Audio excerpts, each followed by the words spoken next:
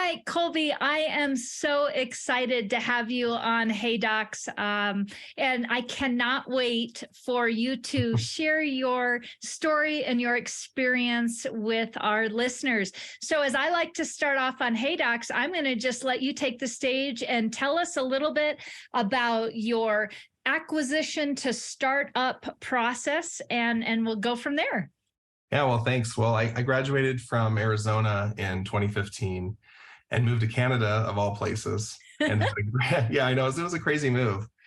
Most people that I met up there were saying, like, why would you move from such a warm place, and come up here? But we had family and a great opportunity. And it was really fun to be able to see kind of the process of being an associate and then taking over for the retiring doc. Yeah. And then moving into kind of a new kind of digital practice, trying to leverage a lot of technology to not necessarily increase days in the practice, but really expand the services and work on that goodwill. So transferring the goodwill and expanding it. So that was probably one of the kind of the funnest parts of my first few years out of school. And then realizing that, hey, maybe Canada wasn't the best fit for our family, and then moving back to the States and doing a startup in Colorado. Yeah. Yeah. Well, I can only imagine, because I do work with a lot of, docs who come right out of school, and, it does seem to be, we've got three paths, right? Be an associate, buy an existing practice and do an acquisition, or do a startup. And I love that you were able to kind of get to, put your, tip your toes in the water in both areas. And I'm kind of curious, as you went through that acquisition process, I want to just unpack that just a little bit, because I think that a lot of docs really, don't know necessarily what to expect. Sometimes think it's going to be just a really easy journey. So I want to unpack that just a little bit, and then talk about the startup component as well. So let's dive in a little bit to what did you experience as a new doctor going into an acquisition, and if you were to say, maybe here were a couple of the hurdles that I didn't expect, or things that I had to learn, going in, that now when I look back and go, oh, I can see what that was like. Yeah, that's great. Well, I think the first thing is finding the right person, right? Finding someone that you align with, that you love their practice, and that they mutually can see the potential that you have, especially if you're right out of school. Yes. And a lot of people ask me, well, how do you find that person? And I think you just have to start networking, right? Get your name out there, meet people, ask around, share your dreams with people, what you want to achieve, so that they can start thinking for you and helping you. Yeah. And then once you get in there, I think it's really putting yourself in that person's shoes and saying, okay, when they're gone, what am I going to do potentially the same to maintain the practice? And then what are some things that I can do that aren't going to stress out the team, that aren't going to really hurt your budget, that are really going to help increase the flow of patients coming in and transfer that goodwill completely and fully.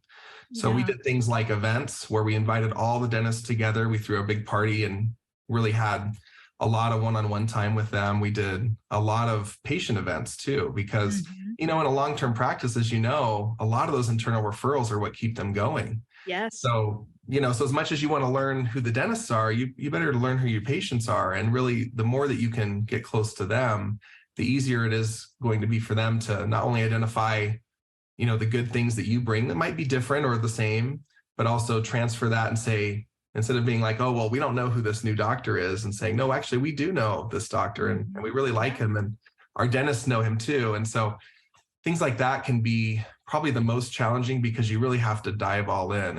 And I think as orthodontists, there's not really any of those models you've talked about, acquisition, startups, and associates. You can't really do any of them with just half in, right? You have to be all in. Yeah. And it's building that reputation. I mean, it really starts day one, wherever you practice, even if your name's not on the door in a big way, you're still building that reputation. So spending the time to really nurture those relationships, I think, is the biggest and most important thing in any of those roles. And then with the acquisition, over time, it's kind of starting to mold it into where you want to go. So a goal that I had was not to add any more days as we grew. I didn't want to have to add, 10 more staff members to a team of 14 just to be able to get to the goals that we had for our economic growth right in the practice. And so we started to leverage a lot of technology in the practice. There was no aligners being done, and we transitioned that pretty quickly. In about a year's time, we went up to over 50% aligners. Wow. In a busy practice. So it was a big change for our TCs. It was a big change to our workflow. And so really massaging our templates was a big part of that, looking at, okay, how often are our patients coming in now? And how do we make sure our touch points are high quality enough so that patients still get the same service they're used to, but now with a different delivery method? Yeah. So, yeah. I think that that's great. And, it's always such a touchy, technique, I guess, in coming in as a new doctor, having a vision of where you want the practice to go, but also knowing that it can't just happen overnight, so laying the path for getting to where you want to go. And I love, because you hear me talk about this all the time, because we did a startup together, this is, where I really live, and, really maximizing your time in the office and making it as efficient as possible, and maximizing technology as well as also in regard to team members, just not being overstaffed. But I'm kind of curious about how was it for you? Because I think every doctor has this issue of getting the team on board with your vision. Because, I talk a lot with my docs when they are looking at doing an acquisition is, many times the practice that you are purchasing may be the previous doctor's dream team, but it may not be your dream team. Yeah. And maybe we're going to have some transition with team members, but when you come in and now you're the leader, and, you are, taking the team and maybe changing the direction of the practice, how was that for you? And how did that go? And do you have any tips or tricks on what you thought made it work a little bit better with the team and getting them on board with your vision? Yeah, I think, well, like you said, it's not an overnight process. The doctor that I took over for, he kind of said, hey, don't change anything for a year. And I thought that was pretty good advice. And I kind of thought I didn't change a lot of things in the first, 6 months to a year. But the team is going to see that change regardless. So just your mannerisms, your personality, your experience, and your comfort, comfort level with patients. Yeah. That is going to be a change for them. So even if you try to not change things, the team's going to experience a pretty big change. So I don't think that any doctor needs to, walk on eggshells around the idea of change. I think they need to embrace it. And I think they need to explain the why behind why they're doing it.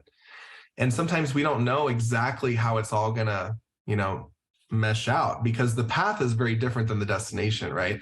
Yes. And it can be all over the place at times, but if you keep reminding them the vision and keep reminding them what the goals are, it can be really clear to see, okay, well, this is the path that we have to take in order to get there. So including those people in the conversation is really important. I think your senior people in an office, whether there's a manager or a TC or, a front desk person who's kind of senior or a leader in the group, sharing your ideas with them first could be a really good way to get some support and get some honest feedback before you present it to the whole group. Yeah. So that was very helpful for me. I think another thing too is understanding what's the impact of the practice long-term as it relates to their job. And if you can say definitively, this is going to be better for you in these ways, if they like that, then I think they are going to be more on board. Because it can't just be all about the doctor, even though ultimately at the end of the day, we have to take care of, the person whose name's on the door, who's, paying the bills. If you can make it about them, where they feel that you're listening to them and including them, then they're going to understand that you have their best interests in mind.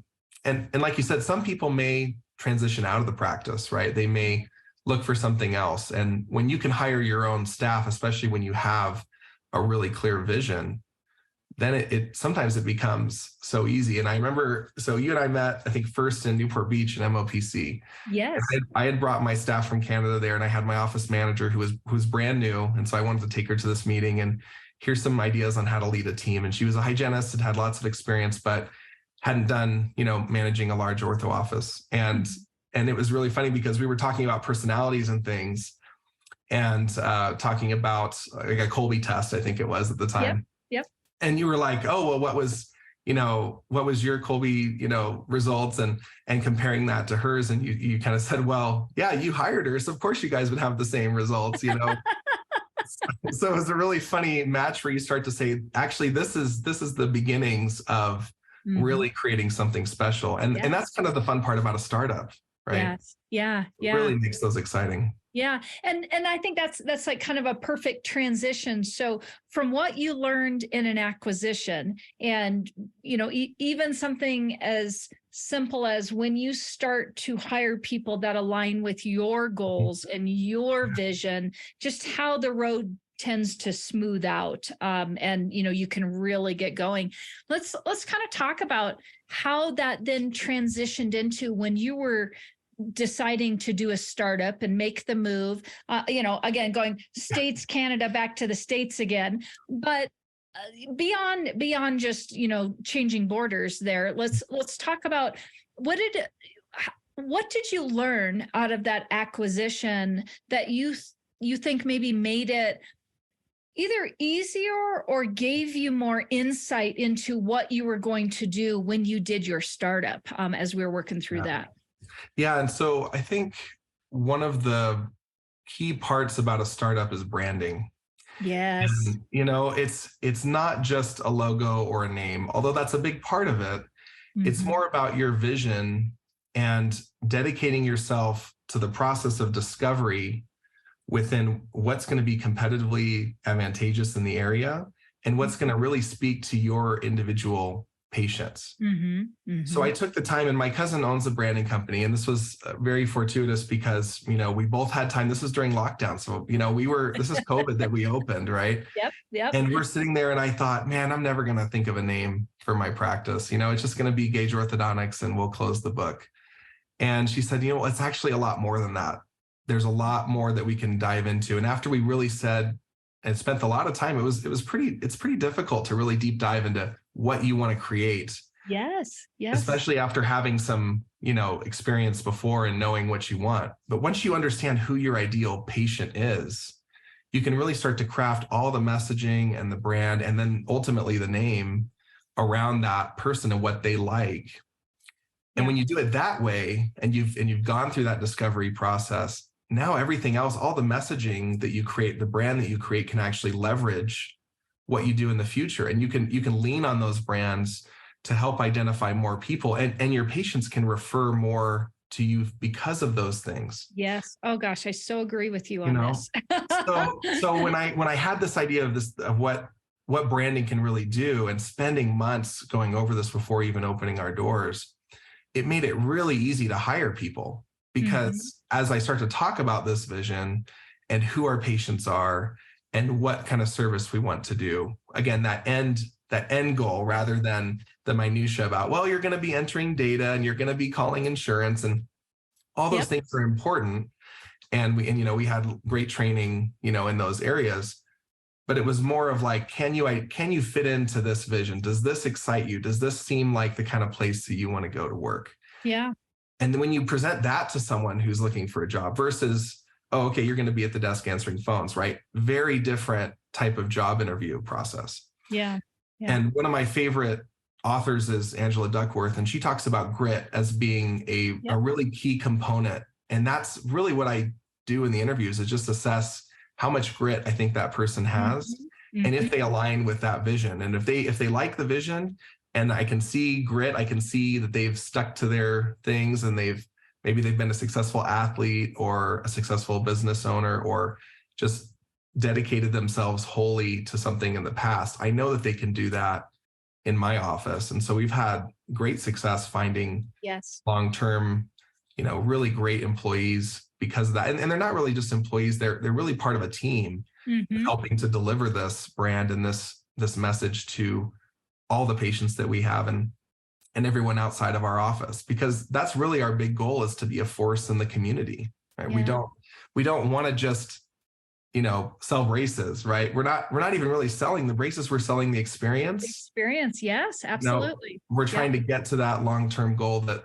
the patients have. So our goal at LevelUp Orthodontics was to make other people's dreams and the things that are important to them our own, right? To seek, our inspiration in what they are trying to share with us. Mm-hmm. And when we take those goals and say, yeah, we can help you get ready for that wedding, or we can help you get ready for, any big event that you have, or even just help you get some confidence back when you smile. Yeah. Right.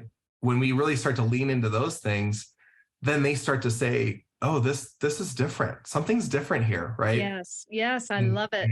And that's what we've heard more and more from our patients that have given testimonials, that they're saying, man, I wish this was here when I was a kid, because the way that I feel, the attention that we're getting, and the sharing of those goals or the sharing of those ideals has been so much more than what they would have expected from a doctor's office. And I think that comes from us really knowing who our client is, or who the patients are personally. Yeah. So it's been a really fun journey of doing this startup and saying, here's where we want to be. What are the steps that is going to take to get there? And it's doing a startup is such a fun process. It's a lot of work. Yes, it is. But if, to some of the people that are listening, or people that are considering a startup, if that idea really sparks, a lot of energy for the doctor, then I would say do it, without hesitation. And sometimes working a practice from within in an acquisition setting can be just as rewarding, and then sometimes more rewarding, because you're really taking over, the practice and transforming it over time. So, but it is challenging in different ways, right? So you have the staff aspect, you have, potential, loss in revenue from the transition, and different kind of work. So I think they're all forms of hard. So you just have to pick your hard. What hard do you want? Yeah. So. Absolutely. And I think, what the beauty of what you're saying is, and especially I think having that experience of an acquisition and what you're able to do there, I think, and then moving that into the startup component, what I really want people to hear is, if you can, and I know it feels like there's so much work that goes into a startup, but if you can really embrace what your vision is and identify that, and I talk a lot about this with, identifying what your core values are going to be. So when you are delivering those patient experiences, when patients are coming in and your team members are even making decisions, they're making these value-based decisions. So they're choosing to help a patient out maybe in a certain way because they know that is the value or the vision of the practice. Yeah. And I love it. I've read Angela's book To Grit, and it is, when you've got a team member that is committed to that vision and, to really following through with that, it's beautiful. And I feel like those are some of those key things when I have people say, hey, what makes a successful startup and maybe one not as successful? I think a lot of it really has to do with that buy-in on vision and the doctor being committed. I think so many times we will say, well, let's have the team tell me what they think we should be doing in the practice versus it coming from the top down. So I love that. So let's talk a little bit about, so you understood the importance of brand, and not just brand being a logo, but how did that also impact with technology? Because, I know, with right now when I work with startups, and we had this discussion too, but it feels like, oh my gosh, there's so much. I just need to almost like fall back on the tried and true way of doing it. I start with a twin bracket, and I just put my head down and I kind of do what the sages of the past have done, and eventually I'll make my way to success. But I really do not believe that that's what we should be doing. And I want to talk a little bit about, because I know you did it differently right from the beginning, and you were embracing technology from before doors open. So let's kind of talk about why you chose to start from the beginning, maybe bucking the traditional way we do things. Kind of give me your thought there. Let the audience hear a little bit about that. No, that's great. Well, I think it does come down to vision, of course, right? It's knowing, okay, in the future, 5-10 years in the future, as we start to have, more and more internal referrals, we get larger and larger as a practice. How many days do we want to be open, right? Yes. 12 days is a great number, right? You can get a lot done in 12 days. I will right? scream that from the rooftops. It's true. And knowing that there's so many visits, right, that we have that can be saved or optimized in whatever way. So I chose to use the Damon Ultima system when I opened the practice. I loved the passive self-ligation, some of the synergies that come with that and the results. I chose to partner with Grin. So I use that on every single one of my patients. So they're taking scans from home. With that, we were able to eliminate things like, expander checks, some aligner checks, right? Which sometimes seem really almost self-serving to me and not really keeping with our core values of meeting patients where they're at. Yes. And creating a practice that they want to refer their friends and family to. And so the leveraging Grin has helped us save visits. And that's a really funny thing to do in a startup, because you're like, wait a minute, we got all the time in the world, like. And I hear that all the time. Yeah. And, one of the things that I'm constantly trying to tell my startups is when you're slower is the time to put the systems in place.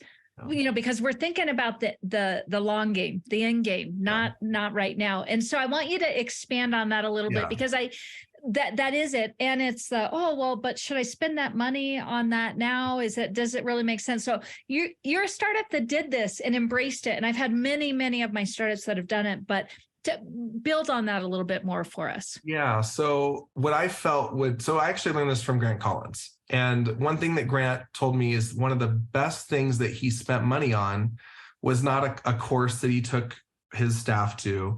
It wasn't, gifts for Christmas or a bonus or raises. It was taking all of his staff to a Ritz-Carlton hotel and letting them see firsthand the service that they experienced. Mm-hmm. So thinking back to that, that's really a culture building activity. Yes. And that's helping them experience firsthand what they were trying to achieve in their practice. Mm-hmm. So when I thought about this in terms of what I was trying to achieve, I thought if I could spend time optimizing the patient visits to reinforce our vision for the practice, then I can spend more time on culture with my staff, right? Yeah. Because I had time in the office instead of seeing a bunch of patients, keeping patients coming in the door. I thought let's from day one, let's spend more time on education and culture and really hit that home, so that when we do grow and maybe there's clinical skills that the staff have to learn, now they have a place of where to put that in terms of how it fits into the greater picture. So the technology in a startup can really leverage your time to then build the practice from the inside out as you're starting to really put the vision to work. So that's a huge benefit that I think a lot of people don't realize, because really the time the doctor has in the office, especially when you have a strong vision and core values and you're trying to train up, new hires, that time you can't put a price tag on that. It's so valuable. Mm-hmm. And knowing where we want our patients to, how we want them to feel and where we want them to end up at the end, and in terms of saving appointments and referring people and all the things that come with a healthy practice, the sooner that we get that technology under our belts and the sooner that we start to optimize those appointments, then as the practice grows, we're not having to all of a sudden follow a different strategy. And so we're really preparing for that larger practice that I had in Canada, right? I know what that looks like. I know the challenges with templating, with making sure we're debonding enough and starting enough, that our OBS program is really, really nurtured. And I did something really special with the OBS program here in Colorado, which I've absolutely loved. And I could talk about that a little bit too. I definitely want you to go into that. Okay. I would love it. Let's just talk about that, because anybody who's listening, this is key. This is your savings account. Whether you're a startup, an acquisition, or an existing, you have got to be loving on those OBS patients out there. So yeah, please let's unpack that a little bit. So, by saving these visits, we're then able to really create an OBS program that has the work, the kind of the life and feel of a truly engaging experience for those kids and those parents.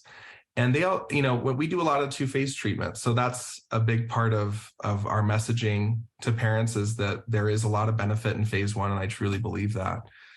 When a kid comes in, oftentimes they sit in the chair and we're really struggling to say, like, how was your day?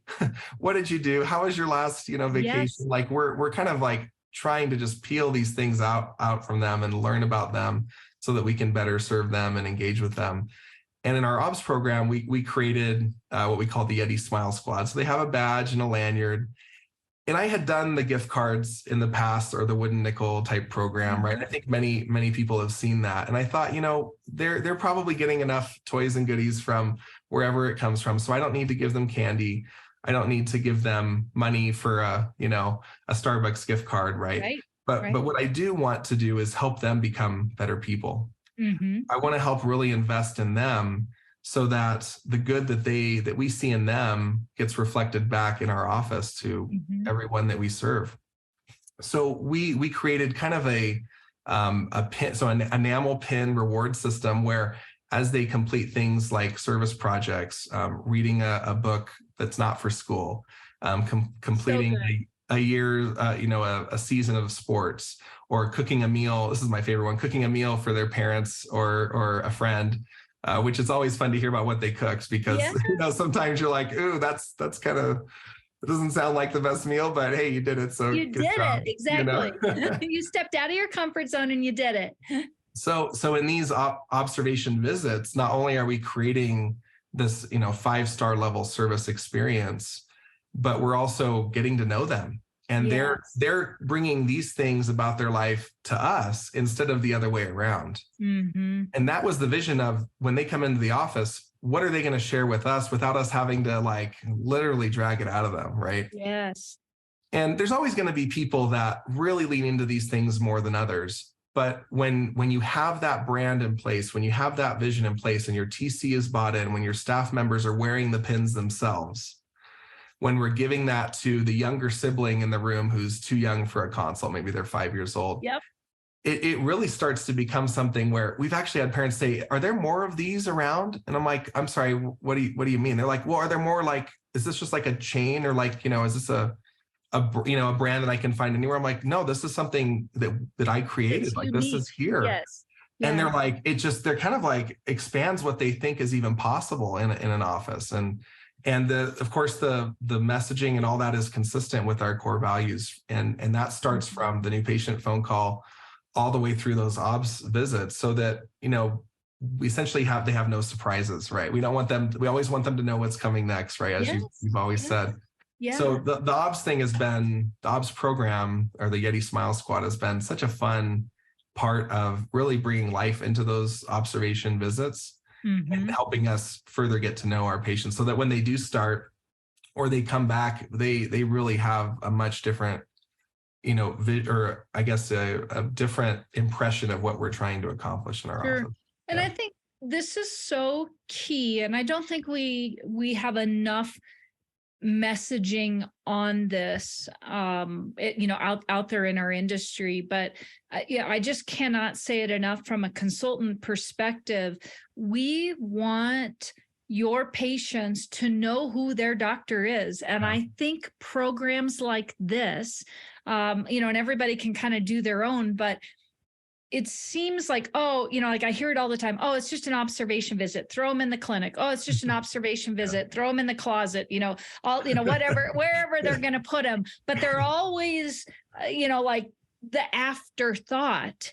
And I love how you've really taken this and said, this is almost like the building block to my future practice. Because if we really love and invest in these patients, there should be nowhere else that they're going. And I guarantee you, they are not getting, this experience with, possibly the doctor down the street in their program, or the chain, the DSO and the OSOs out there, the chains that are out there either. So I think that this is like just a great pearl that you're giving us. And I hope that doctors that are listening hear that, this should not be a second thought, or, an afterthought to, I'll get to that when I put it in place, because it really is. I've had practices as we have gone along and they've grown like yours have, where they will pull as many starts out of their OBS pool when they come in to start as they will out of their new patient room, as they're going along. And I mean, like, think about that. If you've got 60 starts and 60 patients coming out of OBS, that's a pretty amazing practice going on because of the work that you did to get that program built up. So thank you for sharing that. That is, I just, again, a pearl that we all need to hear for sure. So let's talk a little bit about, I want to circle back to technology again for another minute, and also just, kind of being mindful of team members in the office, because I think we have so many of us that are struggling right now out there with keeping team members, team member turnover, all of that. But I want to talk a little bit about your vision with technology and kind of how that keyed into also your vision for the amount of employees, because your acquisition practice had a lot of employees in it. And I know that you've kind of taken a different direction a little bit. Can you talk to that a little bit? Yeah. So, well, we know that you can really optimize appointments with aligners. And I love aligners for phase one. I've done a lot of phase one appointments with aligners. A lot of patients, adult patients with aligners is our primary modality. And then with the Damon braces, we can have extended intervals, especially at the beginning as we're leveling and aligning.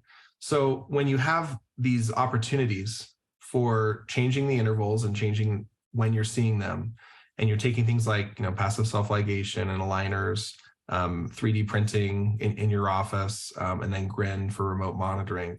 When you take the synergy of all these things, then you start to step back and say, well, what do I need to actually administer the care, right? What do I need to get the goals that I want to be effective?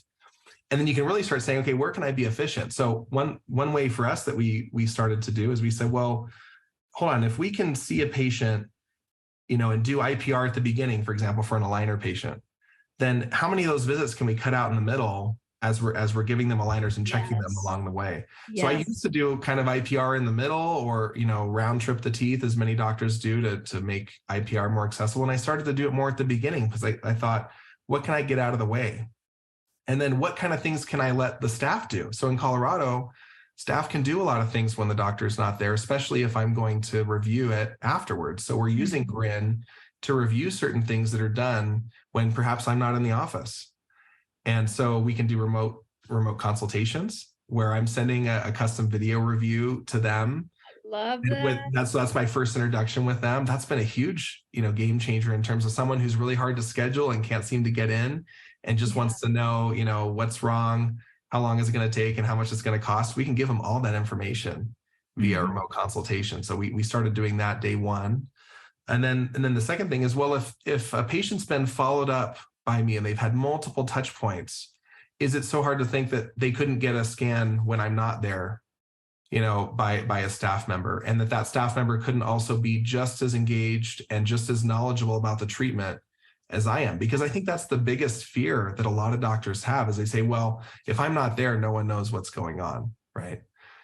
And you can be just as coordinated with your staff, leveraging all these things, creating, again, very predictable systems. Like, for example, we standardize the number of aligners that we give. We don't just give 27 or 42 or 16. They're consistent numbers based on what we're trying to accomplish. For the wire sequence, we've had a deep dive, and I've taken the staff to many lectures by notable speakers using the Damon Ultima system, so they know what the wire sequence is. They know what things we're supposed to be looking for, because that bracket system gets rotations out by the second or third wire. You know when you need to repo. You're not guessing and waiting. So we've had a lot of increase in efficiencies there.